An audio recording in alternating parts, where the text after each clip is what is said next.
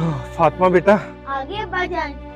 हाँ बेटा, आ तो गया हूँ, पर मुझे माफ कर देना, मैं तुम्हारे लिए गोश्त नहीं ला सका। जिस भी घर में गोश्त लेने गया, उन्होंने ये कहकर बहाना बना दिया कि गोश्त खत्म हो गया है। लगता है उन सब ने अपनी फ्रिजें भर ली हैं। आप फिक्र ना करें अब्बाजान, जहाँ फ्रिजें भरने वाले हैं वहाँ पे कुछ नेक लोग भी हैं जो अल्लाह की राह में गोश्त बांटते हैं।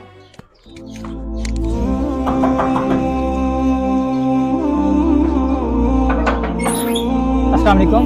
वालेकुम। ये ले बेटा कुर्बानी का गोश्त।